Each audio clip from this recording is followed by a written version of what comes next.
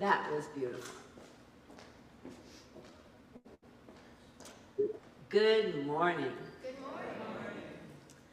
Welcome to the Unitarian Universalist Church of Fort Myers, where our mission is to love, grow, and serve.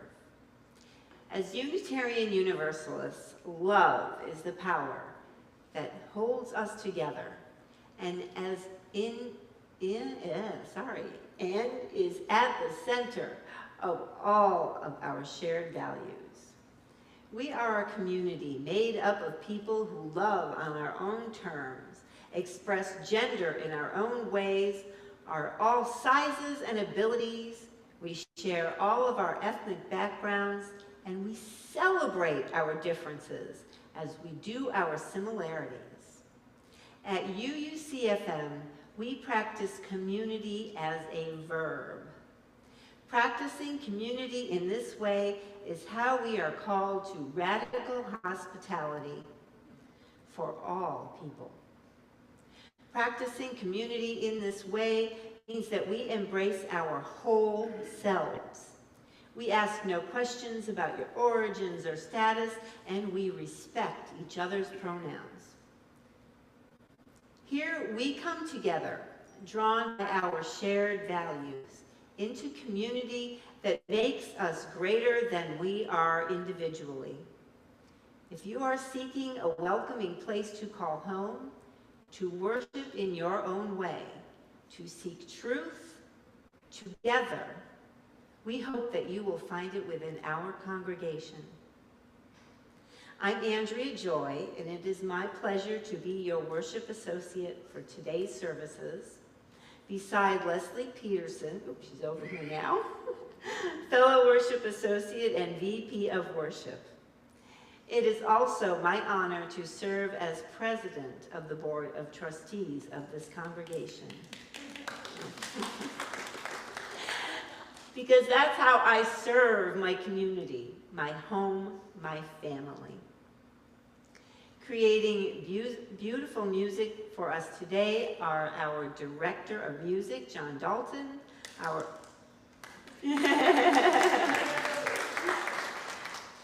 organist, Jeff Wetz, our lovely Lesley Peterson on violin, and our growing but mighty choir, and mighty choir. Yep.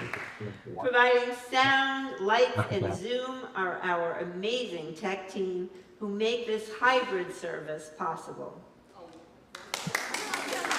Yay! Thank you for all your hard work and dedication.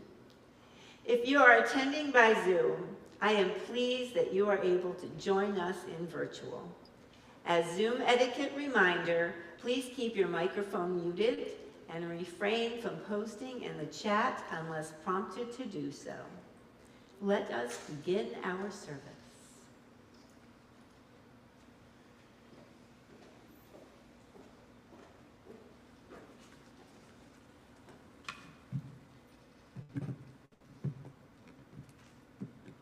Good morning. For this morning's call to worship, I'd like to share some words by Sarah Dunne, found on her blog, The Magdalene's Call. It's entitled, Love Your Neighbor and Yourself. She begins by quoting from Jesus as found at Matthew 22, 37 through 39. You shall love the Lord your God with all your heart and all your mind and all your soul. This is the great and first commandment. And the second is like it. You shall love your neighbor as yourself. She then shares the following poem. It would be great if human beings were great at being human. And if all of humankind were made up of kind women and kind men. It would be wonderful if common knowledge was knowledge commonly known. And if the light from being enlightened into every heart was shined. It would be glorious if neighbors were neighborly and indifference was a forgotten word. It would be awesome if we shared everything, and being greedy was absurd. It would be spectacular if the golden rule was golden to every man, and the good things that we ever did was everything we ever can.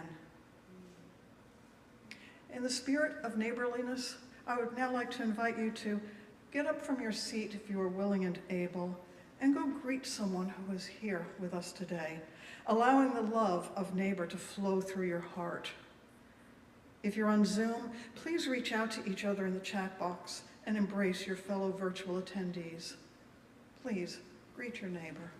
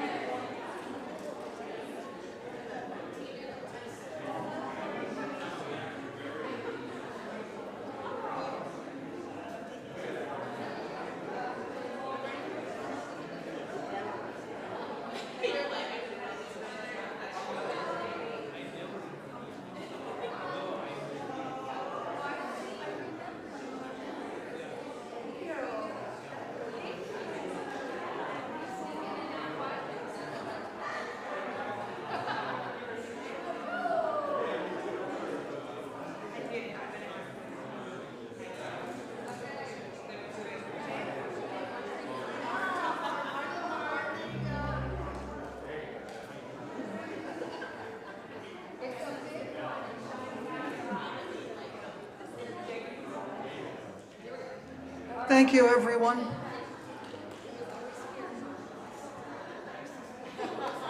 Thank you.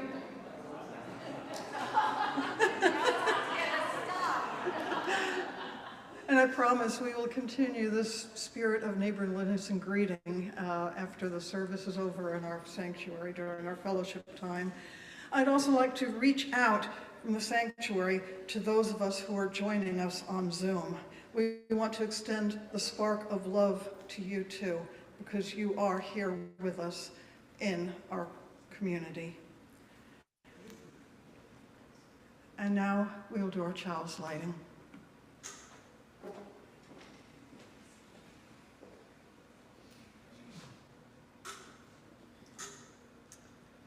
Let us focus on this spark of love into the flame of our chalice as we light it this Sunday, as Unitarian Universalists do with us throughout the world. The spark of love resides in us all. We are free to act from it or not. If we choose love, how will love shape what we do? If we choose love, how will it improve our actions? If we choose love, how will I treat those around me? If I choose love, will I find it when life gets hard? If I choose love, will you also choose love? Love begets love, and it is love that lights our chalice. Let us share our covenant with each other.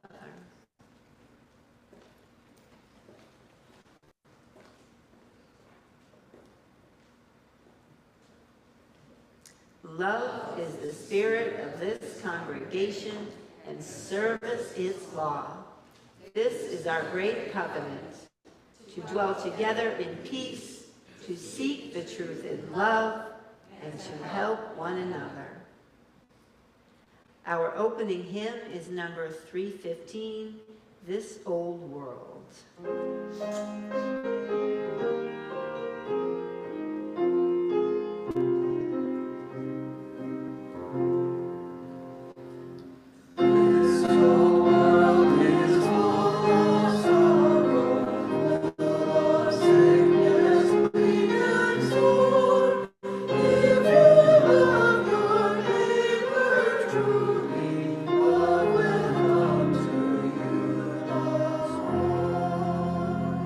Yeah.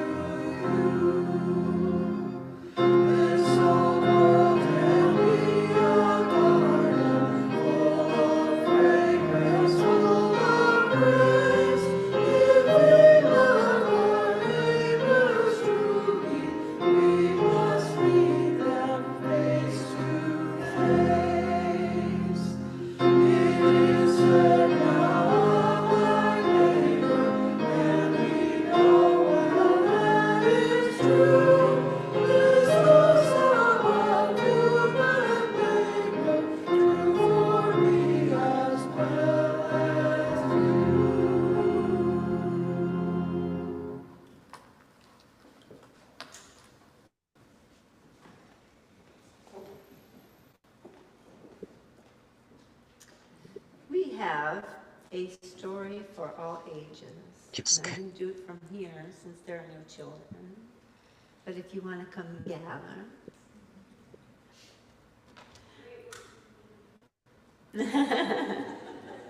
Yay! Sorry, I'm not going to come down. It's just too much. Too much. All right. The book is Different. A story about loving your neighbor by Chris Singleton. Yes, so I can show this off.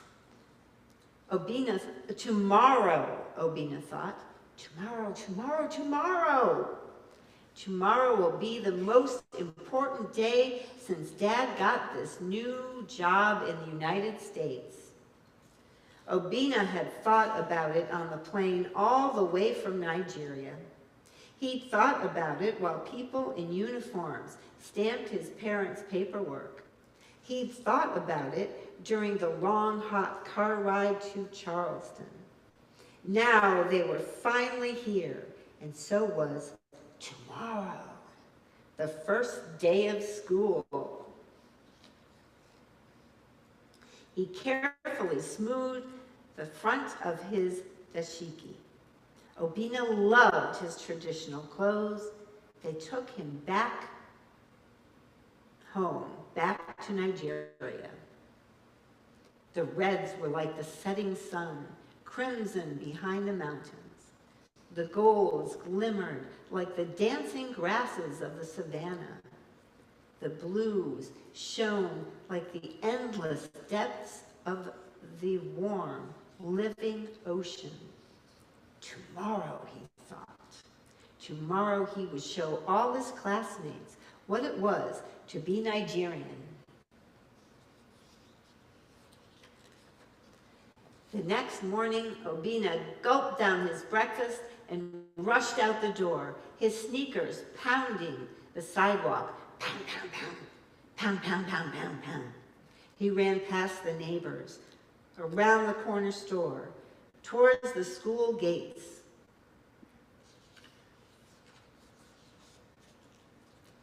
And straight into Miss Sharonda. "Careful, Sugarfoot," cried Miss Sharonda. But then she smiled. "You're a strong runner, as long as you look where you're going," she said with a wink. "New student? I believe you're in my class right over here." The classroom was noisy, like classrooms usually are at the beginning of a school day. But when Obina walked in, there was a sudden, uncomfortable silence. 20 students were already in the room, and 20 pairs of eyes took in Obina's clothes, his hair, his difference. Then 20 people started laughing. "Look at his clothes," said one boy. "I would never wear that to school," said a girl. "Where did he get that haircut?" laughed another. "Hush now," said Miss Sharonda. But it was already too late. Obina burst out of the room and ran. Pound, pound, pound, pound, pound, pound, pound. Through the hallway, past the office, around the corner, into the bathroom he ran, his tears mingling with his sneakers on the tile floor. He pulled off his dashiki and threw it on the ground. "Yesterday," Obina cried. "Oh boy, how I wish it was yesterday instead." He cried for Nigeria. He cried for the sun and the savannah and the ocean. He cried to be normal, but he couldn't. He was different like his dashiki.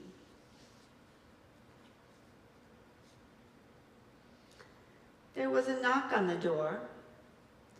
"Obina?" It was Miss Sharonda. Obina wiped his eyes. Yeah, I'm the one Sniffed that's and went just out doing to this. his teacher. black and white. She handed Yeah, him a I found the tissue. colored photos, but I couldn't Her like put eyes were them to soft, the kind of I, w- eyes I was that trying to put them seem to together in a know slideshow, but I couldn't exactly get it ready what in you're time. feeling without you One having double to with say it. a word. And They sat in silence for a long time. Oh, this is Then, never be ashamed of who you are, Obina, Miss Sharonda said. yeah, it's a You are shame, but beautifully this is and the only PDF I wonderfully saw that made. like had all of it together. Although I'm not, Obina said. I'll never fit in. But I think that you, maybe you Obina, can show me how were to do that. made to fit in, Miss Sharonda said. You were made to stand out. You'll see. Yeah, I'm not She really gave familiar with Obina like a hug using and types of helped him put slideshows or his whatnot. dashiki back on. So if you could show me how to do that, And, she said, might I improve this stuff for think next time. our class will need your help in the school relay race. I haven't seen a boy run like you in all of my years of teaching. How about we join a class on the field? next we'll play them in correct order. All the classes from the school were lined up along the field outside.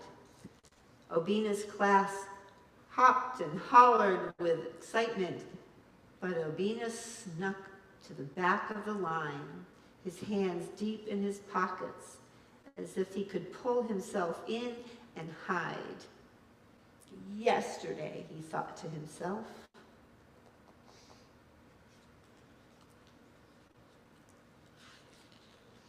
The principal stood at the edge of the field. At the sound of the whistle, each class must have one student run the length of the field and return to the line. He or she must tag the next student, and they must run the field as well. The first class to have all students finish will be the winner. Ready? 3, 2, 1, tweet!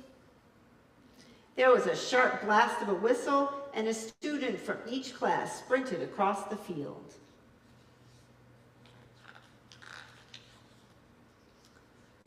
Obina couldn't help cheering with the rest of his class. The first student finished, and with Obina in line, there were 20 students left, then 15, then 10, then 5. Obina's class was tied for first with another class. 3 students left, still tied. 2 students left. The other class was pulling ahead. 1 student left. And then Obina realized it was his turn.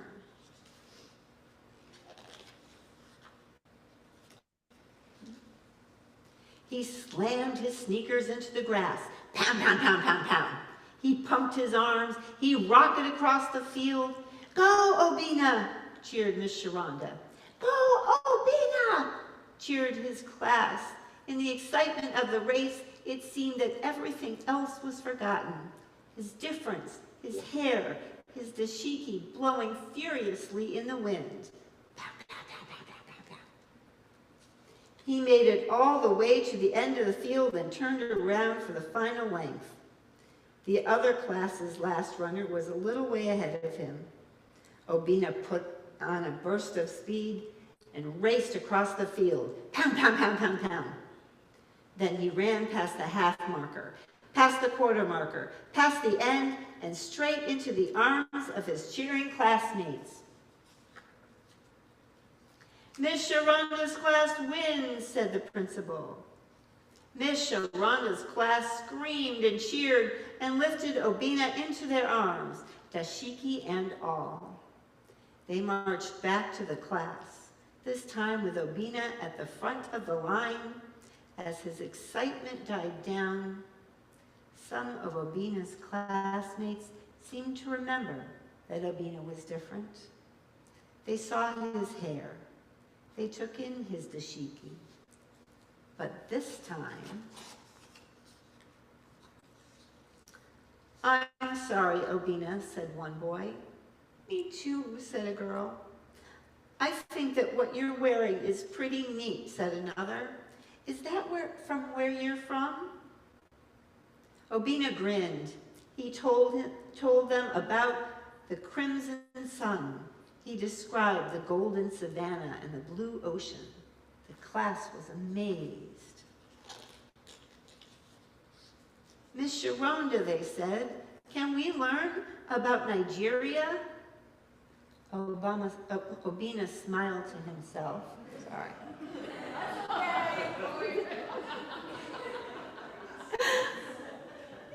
Obina smiled to himself. Today, he thought, today is the best day ever. The end.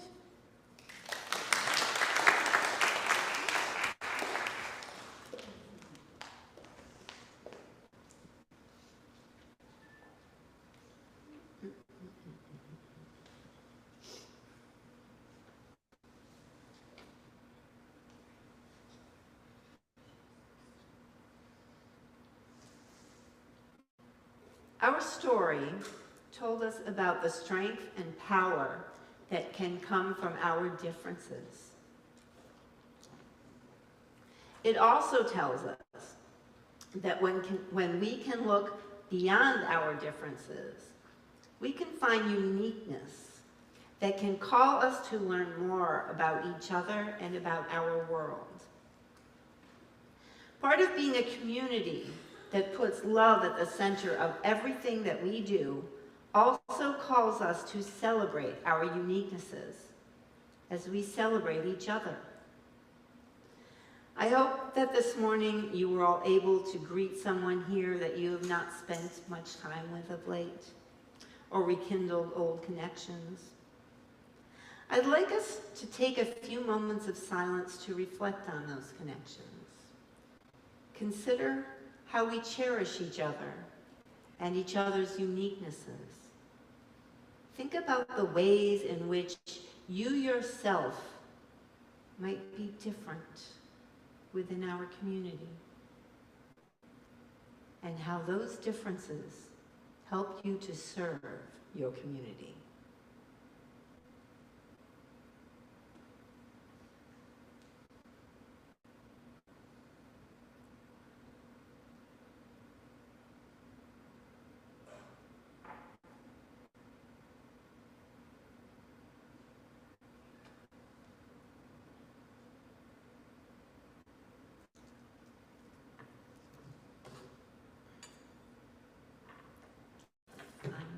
All right, I can't find the bell. Ring the bell. Ding, ding. Now may you use those reflections to go forth throughout the day to show each other the love that is at the center of our community. One of the ways we share of ourselves with one another is the sharing of stones of intention.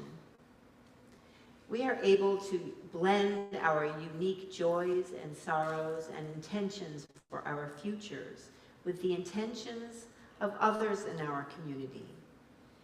Sharing our congregation's collective energy in support of each other's intentions lends a special power to those prayers. Mingling and sharing all of our collective energies brings the power of love and caring to and from our congregation. If you have a stone with you this morning, I invite you to hold that stone close. Focus on what you pray for. And during the musical meditation, come up and place your stone in the bowls, knowing that you are joining with others in this beloved community. If you do not already have a stone, you can find one in the basket next to the bowls.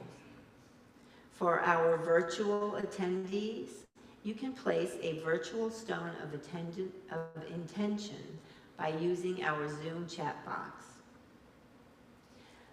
I would like to place the first stone in prayer for the trans adolescents and youth who are now unable to access their life-saving medication because of laws and decisions by the Supreme Court. May they find peace in Him. Please come forward.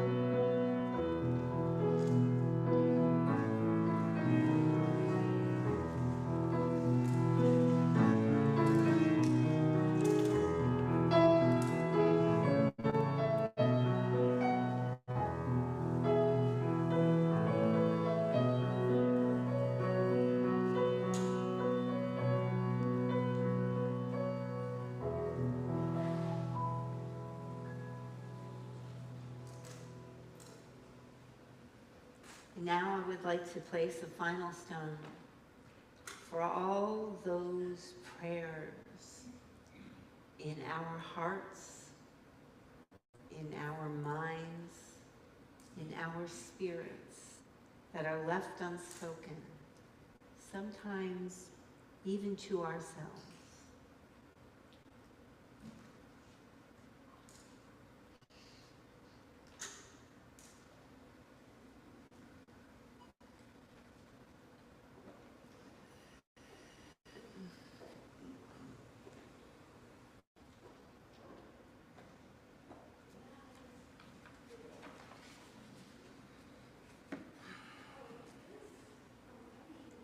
May you live in interesting times. This quote has widely been misattributed as an ancient Chinese curse. In actuality, it's likely of English origin. The phrase's popularization is linked to the British diplomatic service in China around 1936. Sir Austen Chamberlain, the earliest known individual to refer to it as a Chinese curse, attributed it to an unnamed member of the British Foreign Service stationed in China. It's theorized that the phrase might have stemmed from a conversation between Sir Austen and a diplomat who potentially misunderstood a Chinese concept related to the difficulty of living in chaotic periods, such as the saying, "It's better to be a dog in peaceful time than be a man in a chaotic period." It is also possible that racist attitudes towards China at the time contributed to it being perceived as a curse. Racist attitudes, fear of the foreigner, distrust of anyone deemed to be other. They're stealing our jobs. They're eating our cats and dogs. They don't belong here. Lock them up. Put them in a gulag in the Everglades. Throw them into alligator Alcatraz. Whatever the origin of the phrase, we have only to open our morning newspaper or podcast to see that these attitudes persist. It's disturbing, deeply disturbing. We are indeed living in interesting times. I found it to be especially perplexing when I see these views expressed by some of my friends and acquaintances who consider themselves to be the most devoted Christians. I want to be clear that I'm not painting Christians with a broad brush. I realize that there are many, many who do not see the world in this light. But rather, I'm considering those whose attitudes and actions appear to contradict Jesus' message of love and inclusion. Why is it so difficult for such individuals to, in my opinion, truly live into the Christian message? This past April, I was enjoying my morning coffee and reading the New York Times, which is how I typically ease into my day. I came across an opinion piece by columnist David French that really helped illuminate this for me. His piece was entitled, "Were you raised in a church that fears the world or loves its neighbors?" I'd like to quote from part of it. "When I talk to Christians who are struggling with their faith, one of the first things I ask them is, were you raised in a fear the world church or a love your neighbor church? Most people instantly know what I'm talking about. The culture of the church of fear is unmistakable. You're taught to view the secular world as fundamentally a threat. Secular friends are dangerous. Secular education is perilous. Secular ideas are bankrupt. And you're always taught to prepare for the coming persecution when they are going to destroy the church." A fear the world church. This clicked with me because this so accurately describes the faith in which I was raised. As a Jehovah's Witness, everything that was not part of their organization was a part of the world, which was ruled by demonic forces in opposition to God. As French explains, this included not only secular institutions, but also any religious traditions outside of their own. I grew up expecting to be persecuted by worldly forces who were going to try to outlaw and destroy God's true followers prior to a great cataclysm. Fear. It was instilled in me from my earliest years. Fear is a great motivator. It's primal, and it can lead people to adopt a worldview filled with contradicting beliefs and conflicting ideas. Let's briefly examine 3 such aspects. 1, fear amplifies emotional thinking over rational thinking. When people feel threatened, whether physically, economically, or culturally, the brain prioritizes quick emotional responses, amygdala-driven, over logical, reflective thinking, prefrontal cortex-driven. It's a survival response. This sets the stage for people to accept contradictory beliefs, and it helps reduce their fear in the short term. 2, people adopt contradictory beliefs to maintain a coherent self-image.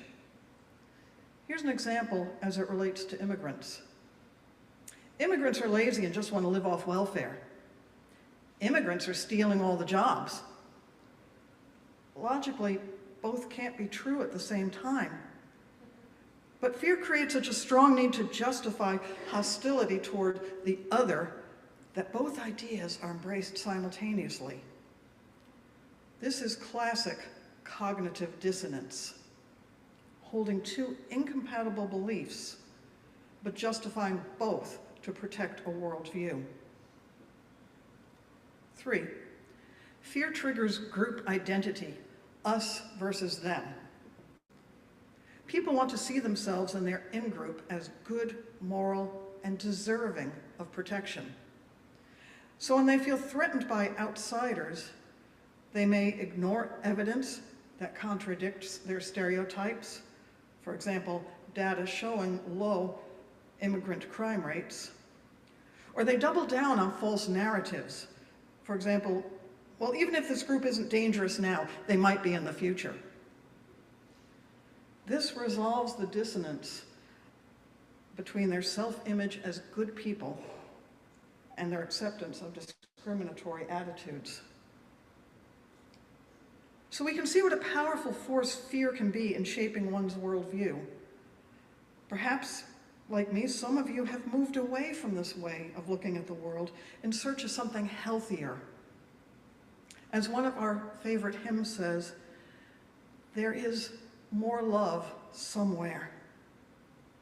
So surely there is another approach to being a person of faith, one that is not based in fear and that is welcome to rational thinking. In his opinion piece, French goes on to affirm this. He calls this the Love Your Neighbor Church. I realize that here at UUCFM we identify as a congregation, but I will continue to use this term church in deference to Church's essay. In it, he goes on to say, the Love Your Neighbor Church is fundamentally different. It's so different that it can sometimes feel like a different faith entirely. The distinction begins with the initial posture toward the world, not as a threat to be engaged, but as a community that we should love and serve. To better understand the distinction, it's worth remembering the Christian reaction to the "He Gets Us" ads that you might remember from past Super Bowls. I know there are secular readers who saw the ads as annoying or perhaps part of a stealth Christian nationalist agenda. But did you know there were Christians that hated them even more? The images of Christians loving and serving people on other sides of politically was deeply triggering to the most pugilistic Christian voices online. Last year, for example, they were particularly offended by ads that showed a police officer washing the feet of a young black man, an older woman washing the feet of a young woman outside an abortion clinic, and a priest washing the feet of a gay man. The ad ended with provocative words aimed at Christians as much as anyone else. Jesus didn't teach hate, he washed feet. Jesus didn't teach hate, he washed feet. Indeed, he set the example for a Love Your Neighbor Church. But who is our neighbor? That was the very question asked of Jesus in the Gospel of Luke, leading to the parable of the Good Samaritan. The story is familiar. A man is beaten, robbed, and left for dead on the side of the road. Two respected figures from the victim's own religious and social community, a priest and a Levite, see him but pass by on the other side. It is the Samaritan, a person considered foreign, impure, and even despised by the people of that time, who stops. It is the Samaritan who tends to the man's wounds, carries him to safety, and pays from his own pocket for his care.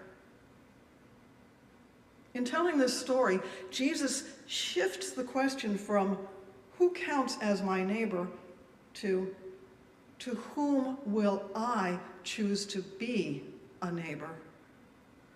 The answer becomes clear. Our neighbor is anyone in need, regardless of race, religion, nationality, legal status, or social standing. The call is not to ask who deserves our compassion, but rather to expand our circle of care, even towards those we fear, misunderstand, or exclude. A Love Your Neighbor Church answers this call by choosing compassion over fear, welcome over exclusion, action over indifference. It means seeing the humanity in the stranger, the dignity in the outsider, and the sacred worth in every person we meet on the road. For Unitarian Universalists, the call to love your neighbor transcends any single religious text or tradition. While the parable of the Good Samaritan offers a powerful example from the Christian scriptures, our faith draws wisdom from many sources, both religious and secular, that echo this same moral imperative. From Buddhism, we are reminded of the principle of compassionate action, or karuna, the practice of easing the suffering of others without discrimination. The Metta Sutta speaks of cultivating boundless love toward all beings, just as a mother would protect her only child with her life. In Islam, the Quran, at Surah 4, Ayah 36, commands believers to do good toward parents, relatives, orphans, the needy, the near neighbor, the far neighbor, the companion at your side, the traveler, and those whom your right hand possesses. This broad definition of neighbor includes not only those nearby, but also strangers and travelers, anyone in need of kindness. From Hinduism, the concept of Vasudhaiva Kutumbakam, the world is one family, encourages us to break down artificial barriers of nationality, ethnicity, or caste, and to recognize our interconnectedness with all human beings. This spirit of unity comes to life during the festival of Garba, when people from all walks of life, regardless of caste or social status, come together in joyful circular dance. As the community moves in rhythm together, the boundaries that divide participants blurs, replaced by shared music, movement, and celebration. The lesson is clear. When we widen our circle and include all, we create space for connection, inclusion, and love across our differences. Secular humanist philosophy echoes these same values.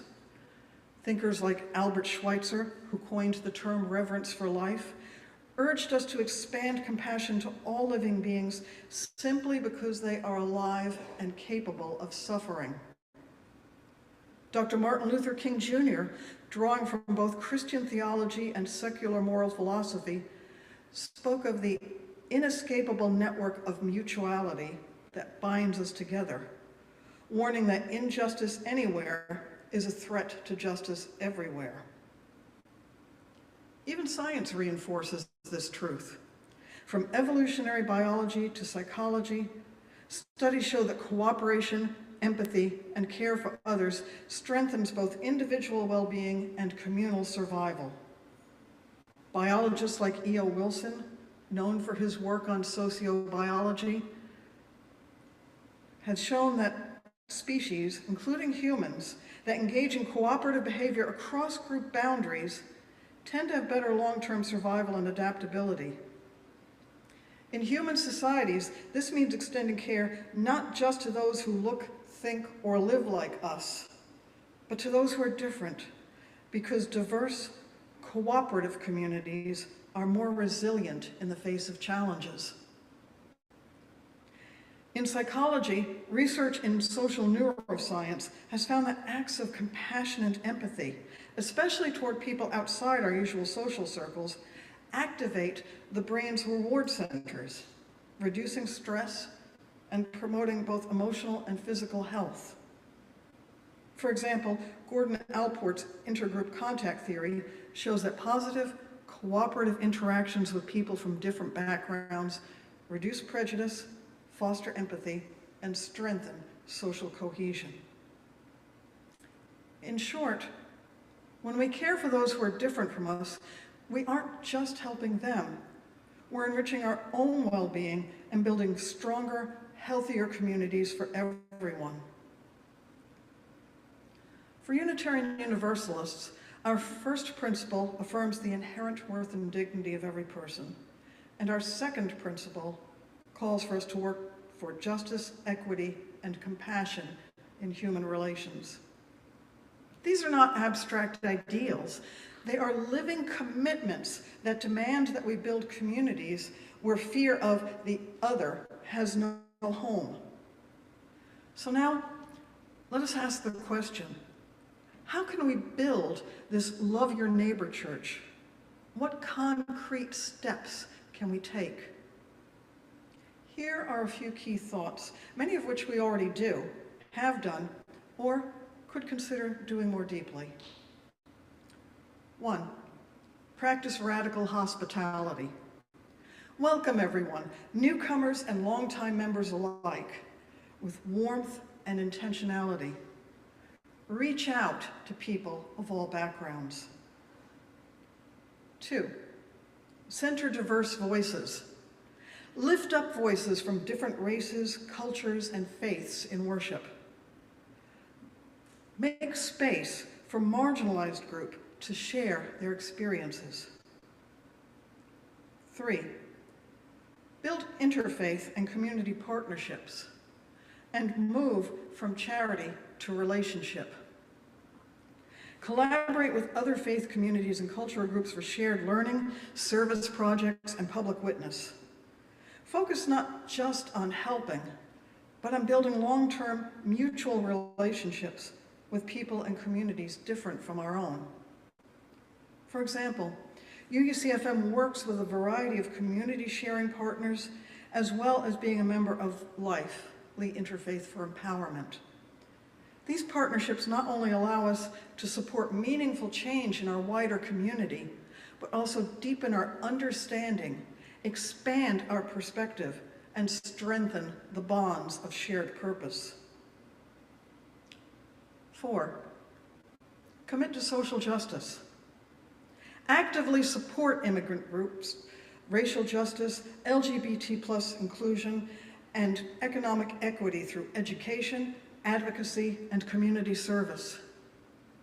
As people of faith, we recognize that beliefs are personal, but rights are universal, and freedom only exists if it applies to everyone.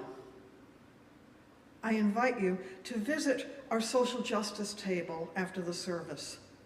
Get to know our team members and find out how you can be involved in local actions to support the work of justice right here in our community, knowing that this work is all interconnected and supports the freedom of people everywhere. 5, educate ourselves. Offer anti-racism and cultural awareness workshops. Host book groups, film nights, and discussions on building empathy and understanding. 6, speak out against fear-based narratives. Use our voices through sermons, signs, and social media to stand against racism, xenophobia, and exclusionary rhetoric. And 7, stay accountable and keep growing. Regularly reflect on how we're doing. Listen to feedback, celebrate progress, and recommit to this work again and again. In looking at what it means to make real a Love Your Neighbor church, we can see that it is not just a place of refuge for people who look like us, believe like us, or live like us. It is a sanctuary where all people, regardless of background, are seen, heard, valued, and cared for. It is a community where compassion overcomes fear and love dissolves the artificial boundaries that divide us. To be that kind of congregation is to commit to living our shared values: justice, equity, transformation, pluralism, interdependence, and generosity, always with love at the center. May it be one that approaches interesting times not with fear, but with a spark of curiosity, a catalyst for deep learning, for greater openness to others, and for recognizing our shared humanity, as it became for Obina's classmates in our story. And so, as we reflect on what it means to be a Love Your Neighbor church, we are reminded that our compassion cannot stop at the borders of our own comfort zones, our own neighborhoods, or even our own nation. This 4th of July weekend, we can honor the place we call home, this America, which still has the potential for so much beauty if we continue to fight for universal rights and freedoms, while recognizing that the call to love extends beyond our borders, embracing people of all languages, cultures, and lands. It invites us to see that the same hopes and dreams that live in our hearts live just as fully in the hearts of others around the world. As we prepare to sing our next hymn, number 159, I invite you to rise in body or spirit. Let us hold in our minds this vision of shared humanity, a vision where peace is not just for us, but for all people in all places. Let this be both our prayer and our promise.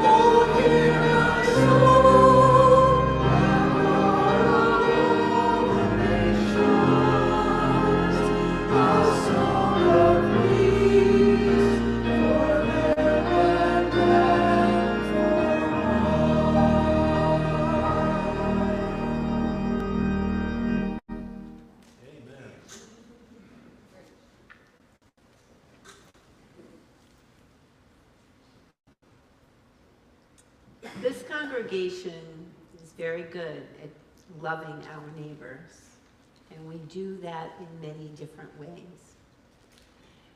There are many ways that we can contribute here, the 3 T's, time, talent, and treasure. Many spend time on volunteer work here at UUCFM and with sharing partners.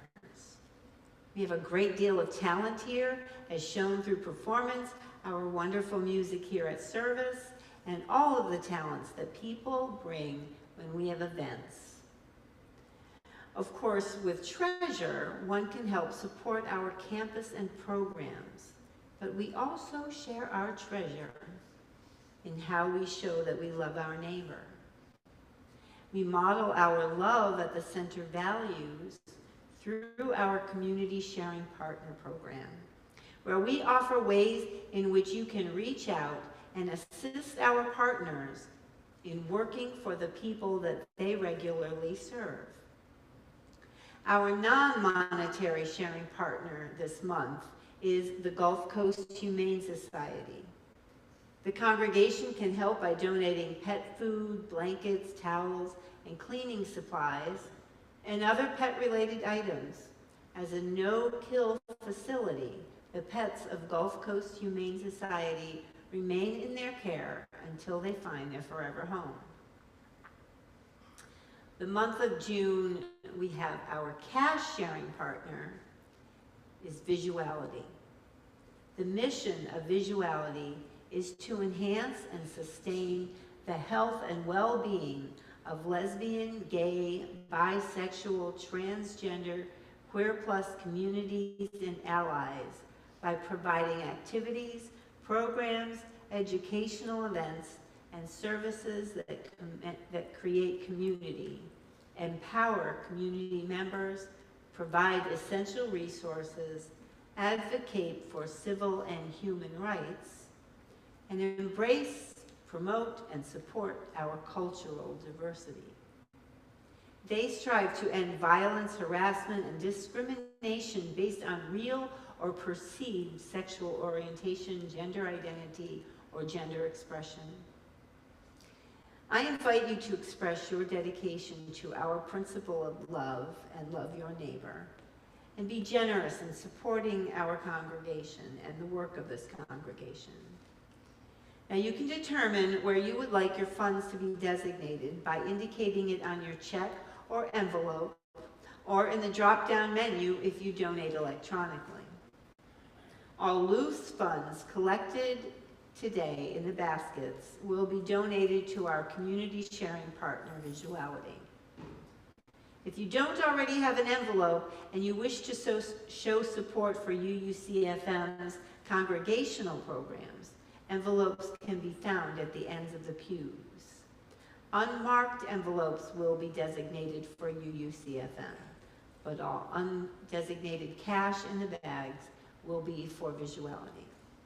So please, as always, show your generosity.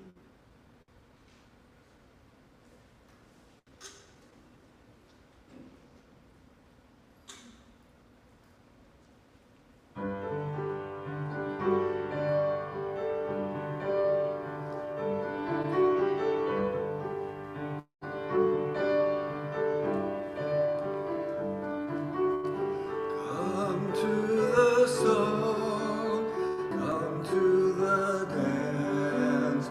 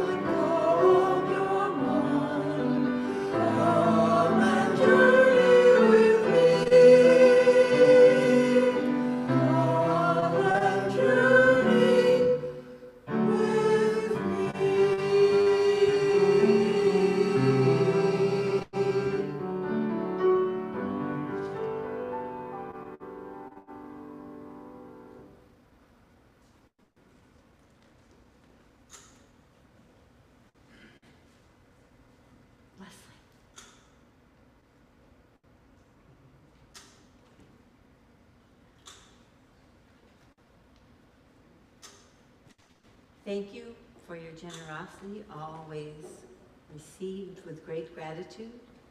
And let us share our words of gratitude. By the work of our hands and the work of our hearts, our love is made real. May we be grateful for all that is given and grateful for all that is shared. And never has it been more true than now. We extinguish this flame, but the spark within us remains alight. From each of us in our supposed solitude, the signals buzz and hum, sparkling through space to one another, connecting us invisibly, but palpably. We are one, and from every window our light shines. It was Amy Zucker Morgenstern.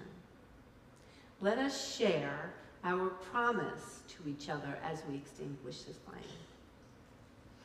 As we extinguish this flame, but not the light of truth, the warmth of community, or the fire of commitment, these we carry in our hearts until we are together again. Our closing hymn is number 131, Love Will Guide Us.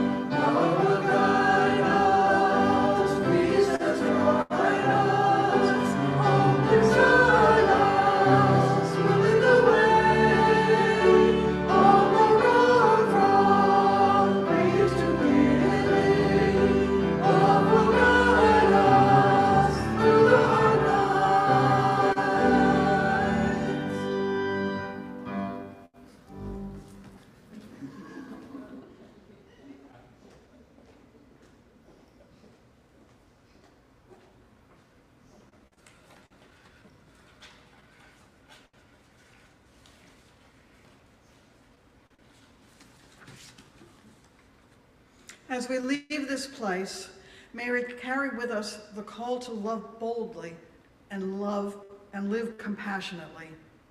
May we open our hearts to those who are different from us, extend our hands to those in need, and listen deeply to voices we have yet to hear. Let us build a church, a congregation, and a world where love overcomes fear, where welcome is wide and walls are low, where each neighbor, near or far, is met with kindness and dignity.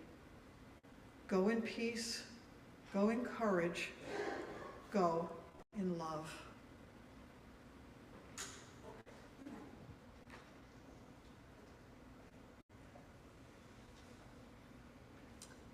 Thank you for being with us today.